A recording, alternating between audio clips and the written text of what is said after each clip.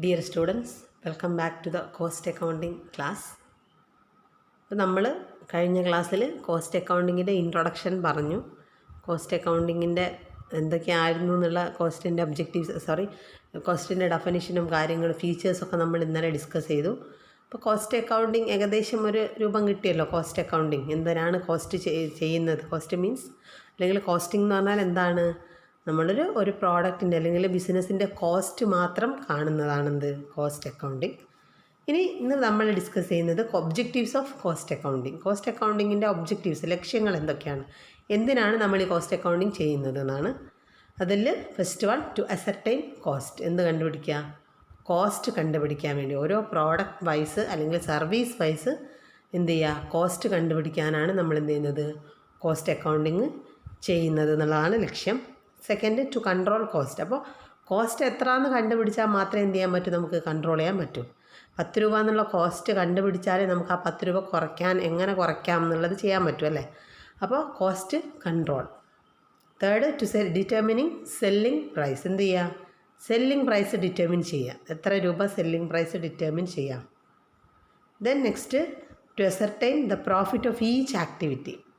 നമ്മൾ പറഞ്ഞു ഓരോ പർട്ടിക്കുലർ ഡിപ്പാർട്ട്മെൻറ്റിൻ്റെയും എന്ത് ചെയ്യുന്നുണ്ട്? നമ്മൾ കോസ്റ്റ് കണ്ടുപിടിക്കും. ഓരോ പ്രോഡക്റ്റിൻ്റെയും കോസ്റ്റ് നമ്മൾ കണ്ടുപിടിക്കും. അപ്പോൾ അങ്ങനെ കോസ്റ്റ് കണ്ടുപിടിക്കുമ്പോൾ അതിൻ്റെ എന്തും കാണണം? പ്രോഫിറ്റും കൂടെ കാണാൻ നമുക്ക് പറ്റും. പ്രോഫിറ്റും കൂടെ കണ്ടുപിടിക്കുക എന്നുള്ളതാണ് ലക്ഷ്യം. Next, to prepare financial statement. നമ്മൾ ഫൈനൽ സ്റ്റേറ്റ്മെൻറ്റ് സാധാരണ രീതിയിൽ ഒരു ബിസിനസ്സിൻ്റെ ഫിനാൻഷ്യൽ സ്റ്റേറ്റ്മെൻറ്റ് വരയ്ക്കുക. അപ്പോൾ അവിടെ എന്തും കൂടെ ഉണ്ട്? കോസ്റ്റും കൂടെ വരുന്നുണ്ട്.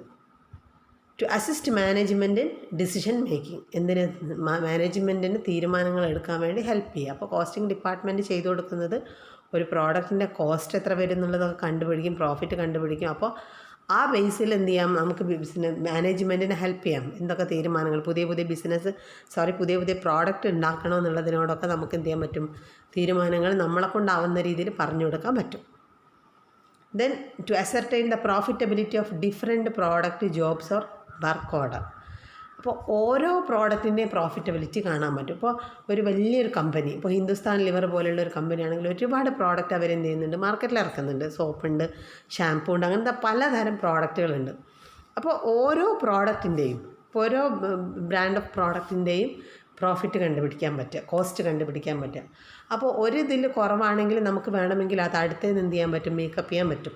അല്ലെങ്കിൽ ഒരു പ്രോഡക്റ്റ്, ഇന്ന് ഈ സോപ്പ് എന്ന് പറഞ്ഞ പ്രോഡക്റ്റ് ആളുകൾ വാങ്ങുന്നില്ല, അതിനേക്കാൾ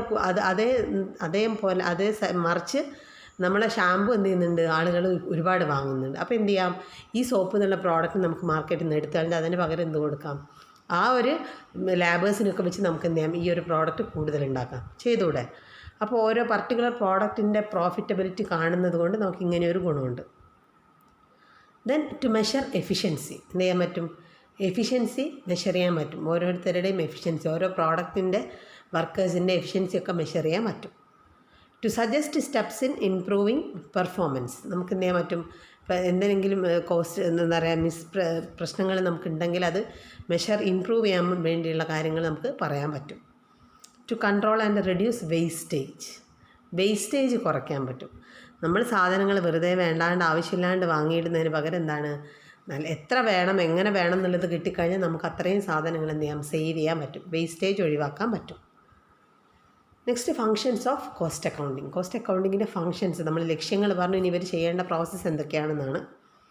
ascertain actual cost of each product, job or process. എന്താണ്?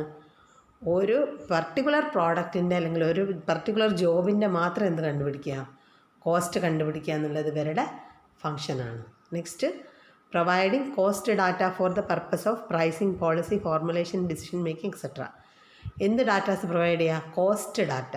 അപ്പോൾ നമ്മൾ ഫൈനൽ അക്കൗണ്ട് വരച്ചിരുന്നു, ഓർമ്മയില്ലേ? നിങ്ങൾ പ്രോഫിറ്റ് ലോസ് അക്കൗണ്ട് വരച്ച പോലെ ഒരു പ്രോഡക്റ്റിൻ്റെ കോസ്റ്റ് കണ്ടുപിടിക്കാൻ നമ്മൾ കോസ്റ്റ് ഷീറ്റ് വരയ്ക്കും. നിങ്ങൾ പഠിക്കും മുന്നേ, ഇനി വരുന്ന ക്ലാസ്സുകളിൽ നമ്മൾ അതാണ് പഠിക്കുക, കോസ്റ്റ് ഷീറ്റ് വരയ്ക്കാൻ പഠിക്കും. അപ്പോൾ കോസ്റ്റ് ഷീറ്റ് വരച്ച് കഴിഞ്ഞാൽ ഒരു പ്രോഡക്റ്റിന് എത്ര കോസ്റ്റ് ആവും, ടോട്ടൽ കോസ്റ്റ് നമുക്ക് കിട്ടും. ഒരു പ്രോഡക്റ്റ് അല്ലെങ്കിൽ ഒരു സെറ്റ് ഓഫ് പ്രോഡക്റ്റിന് എത്ര ടോട്ടൽ കോസ്റ്റ് നമുക്ക് വരും, അതിൽ നിന്ന് കിട്ടുന്ന പ്രോഫിറ്റ് എത്ര വരും, ഇതൊക്കെ നമുക്ക് കണ്ടുപിടിക്കാൻ പറ്റും. അപ്പോൾ ഇതെന്തിനു വേണ്ടിയിട്ട്? ആ പ്രൈസ് ഫിക്സ് ചെയ്യാൻ വേണ്ടിയിട്ടാണ്. അപ്പോൾ അത് ചെയ്യാൻ പറ്റും. Then controlling cost by setting standards and comparing them with actual cost. എന്ത് ചെയ്യുക? നമ്മൾ പറഞ്ഞില്ലേ കോസ്റ്റ് കമ്പാരിസൺ നടത്തുക, നമ്മളൊന്ന് എക്സ്പെക്റ്റ് ചെയ്യുക, നമ്മളൊന്ന് പ്രെഡിക്റ്റ് ചെയ്യുക, എന്നിട്ട് നമുക്ക് ആക്ച്വൽ നോക്കിയിട്ട് എന്ത് ചെയ്യുക, കമ്പയർ ചെയ്യാൻ പറ്റും. Then measuring efficiency of each product process or department. അപ്പോൾ ഓരോ പ്രോഡക്റ്റ് അല്ലെങ്കിൽ ഓരോ പ്രോഡക്റ്റിൻ്റെ ഓരോ പ്രോസസ്സിൻ്റെ ഓരോ ഡിപ്പാർട്ട്മെൻറ്റ് എഫിഷ്യൻസി എന്ത് ചെയ്യാം, നമുക്ക് മെഷർ ചെയ്യാൻ പറ്റും.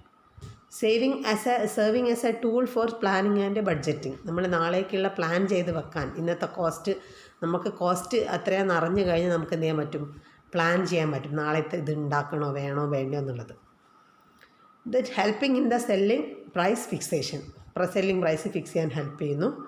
Helping in the preparation of tender or quotation. എന്താ ഈ ടെൻഡർ കൊട്ടേഷൻ എന്ന് പറഞ്ഞാൽ നിങ്ങൾ പഠിക്കും, വരുന്ന ക്ലാസ്സുകളിൽ പഠിക്കും, എന്നാലും ജസ്റ്റ് ഞാൻ പറഞ്ഞുതരാം. ടെൻഡർ എന്ന് പറഞ്ഞാൽ ചില പ്രോഡക്റ്റുകൾ, അപ്പോൾ ഒരു ടി വി മാനുഫാക്ചറിങ് കമ്പനി, അപ്പോൾ ഈ ടി വി മാനുഫാക്ചറിങ് കമ്പനി എന്ന് പറഞ്ഞാൽ ഈ ടി വി മൊത്തത്തിൽ ആ കമ്പനി പ്രിപ്പയർ ചെയ്യുകയല്ല ചെയ്യുന്നത്. പകരം ഇപ്പോൾ പിക്ചർ ട്യൂബ് വേറൊരു കമ്പനിയിൽ നിന്ന് എന്ത് ചെയ്യായിരിക്കാം, വാങ്ങുമായിരിക്കാം. വേറെ എന്തെങ്കിലും അതുപോലെ എന്താ പറയുക സൗണ്ട് സിസ്റ്റം വേറെ എവിടെന്നെങ്കിലും വാങ്ങുമായിരിക്കും. എന്നിട്ട് ഇതൊക്കെ അസംബിൾ ചെയ്തിട്ടാണ് നമുക്കൊരു ടി വി, ഒരു BPL ടി വി നമുക്ക് കിട്ടുന്നത്. BPL മാനുഫാക്ചറിങ് കമ്പനി ചിലപ്പോൾ അവർ പുറത്ത് കൊടുക്കുന്നുണ്ടാവാം.